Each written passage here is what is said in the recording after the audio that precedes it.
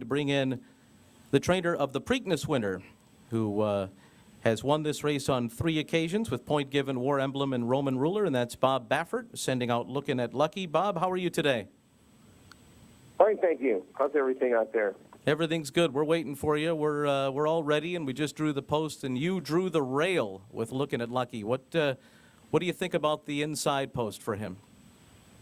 Well, he keeps drawing the rail. That's him. I think his name is just jinxed him all his life with drawing. But how many horses win in the race? We've got a field of 8 in there in total, including your horse, who is the 5-2 Morning Line favorite in the race. How does he compare to some of your other Haskell runners that you've had in the past? Roman Ruler, War Emblem, and Point Given, the winners in particular. How would you match him up against them? They're all different. They all had their own unique styles. He's totally different than them. So, War Emblem was one-dimensional, had to have the lead. Point Given, he was, he came from way up.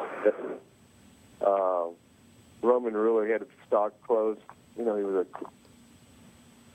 a stalker. So I just can't believe how poorly this horse draws. Well, obviously, he's had a little bit of a tough go with racing a lot. You guys have ruined my morning. I forgot all about the draw today.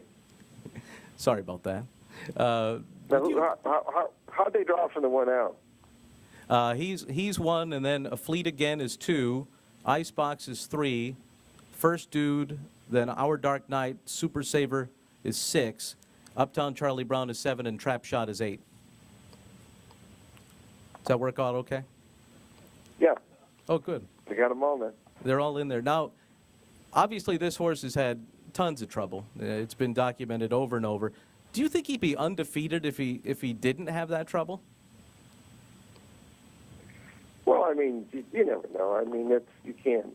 I never think about stuff like that. I just think about race for race. He just, his biggest problem in his racing has been his draw. He's just been the most poorly drawn horse I've ever had, but at least he's managed to, do really well, but he's just a good horse. So sometimes he overcomes it, and sometimes he doesn't, but it just makes it work harder for him, but he's doing great. That's the main thing. He's doing really well.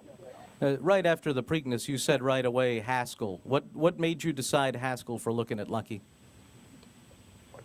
Well, I think it's always been a very important race in my calendar. It's a good race. It's usually draws all the top 3-year-olds there. They do a great job, and I got a long relationship with Monmouth Park. I've always had a good time there. Win, lose, or draw. It's a great place to go, and it just it's fun. And I go to Max's Hot Dogs, have my hot dogs before the race. It's great. It's always a fun time. Now, for the Preakness, you made a switch to Martin Garcia. Now, for those of us here on the East Coast who may not know that much about Martin Garcia, tell us why he's done so well early in his career and how well he fits Looking at Lucky. Well, I made the switch because he was, he'd been working the horse, knows the horse really well, and I just needed to do something. We were just having such bad luck with the horse, so it was just,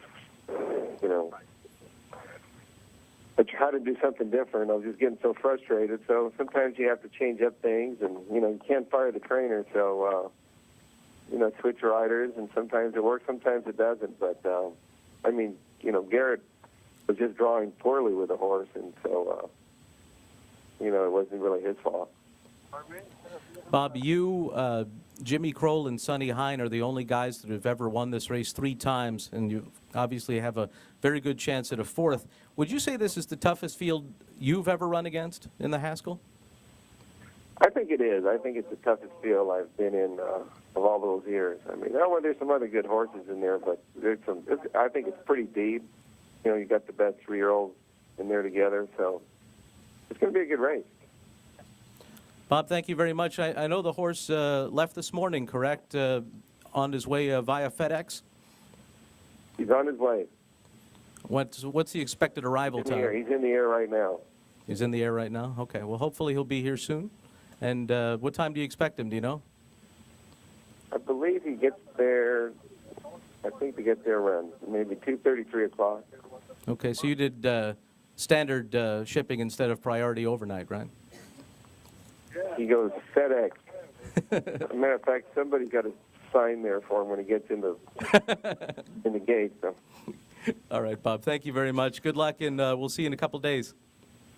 All right. Thanks for the one hole, guys. No problem. All right. Bye. All right, Bob Baffert.